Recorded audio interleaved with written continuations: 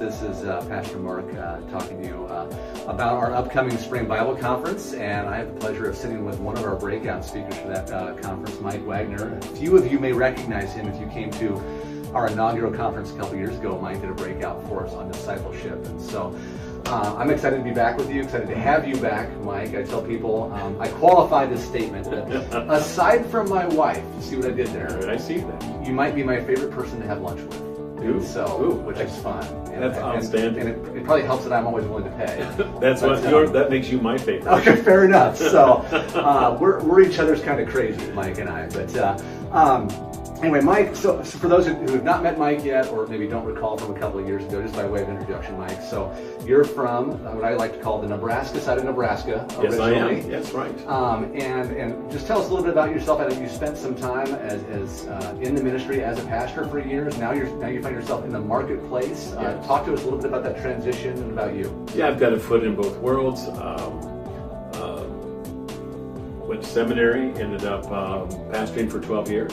It was great, and then I was led into marketplace work, and so that's kind of how I have kind of a little bit of a feel for both, and especially my work has been a number of different places. I worked for Saturn, the car company, in the 90s. I worked for an internet web development company for 5 years, and then 22 years ago I started White Rabbit Group, and our focus has been on organizational development, with our true accent on how to build leaders. Yeah. And the space between a leader and a direct report is my favorite space. Yeah. And so that's what we really focus on. Absolutely. Well, and I think it's Gallup research that says up to 70% of a person's engagement on the job is a direct correlation to that relationship between the manager and the direct report. So super important, which is a great segue to what we're talking about here. Well, who knew if you liked your boss, things would go better. Go figure, right? So, I didn't see that coming. No, for sure. So Mike, your breakout topic at our conference is a little bit unique because it is a continuation of a class we're currently doing at Federated on our Monday series that talks about just really kind of work-life balance and biblically speaking, how do we look at our priorities as family members, as citizens, as employees, all these sorts of things. And then our spring conference, Bible conference theme this year is all about the topic of satisfaction. And so we've tasked you with the topic of how do you find satisfaction in the workplace when work is hard? Yes. And you, given where you sit as really a Christian performance development consultant, you see people struggle with this all the time at both the run-of-the-mill employee level all the way up to the CEO. People struggle with this because work can be hard. And so talk to us a little bit about some of your observations there and maybe even a sneak peek of what we can expect from your session. That's a big subject, but one of the things that does happen is that, for example, sometimes, especially with the younger elements in the workforce, the first time that work becomes hard is a bit of a shock.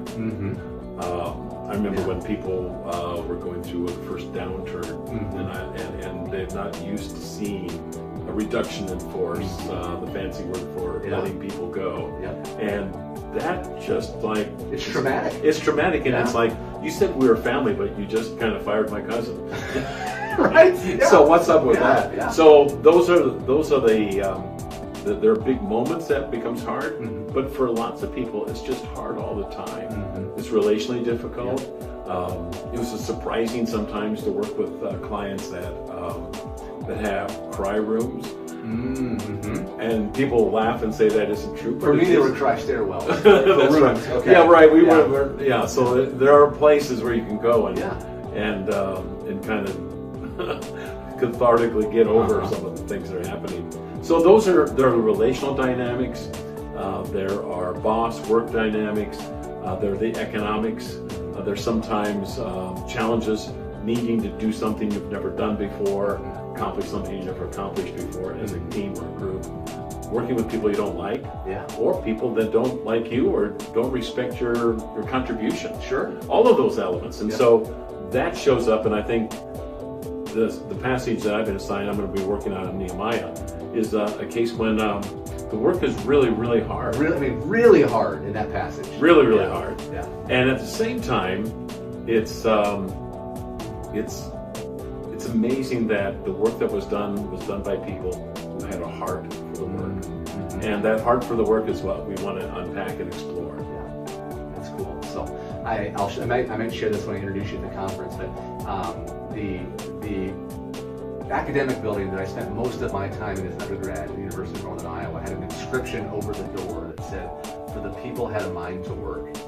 And I thought it was because it was a 70% dropout rate in my major, that only the people who wanted to work really hard could stay. I had no idea that it had to do with Nehemiah. And so I'm sure you'll explore a little bit of that with us. Yeah, without a doubt, and that's a key passage in the presentation I'm working on. It's absolutely fascinating that would have shown up in the secondary. In a secondary school. Yes. Yeah. And that someone knew its context. Well, I didn't at the time, but now I do. So that's fun. I love it. Yeah. So then I think it'd be very relevant for most people to go to work, and we all are going to face this one way or another. And God, like always, has something to say about this world that makes sense and makes it better. Yeah, absolutely. So, well, I don't know. I can't wait to listen, Mike. And so we invite all of you watching today, if you have not yet already, please do go register for our Spring Bible Conference. We get a chance to hear from Mike, as well as a bunch of other great breakout speakers, and as well as our main speakers from both a couple of fantastic seminaries. It's going to be a great weekend. And so we invite you to don't delay, go ahead and register there, and we will see you then.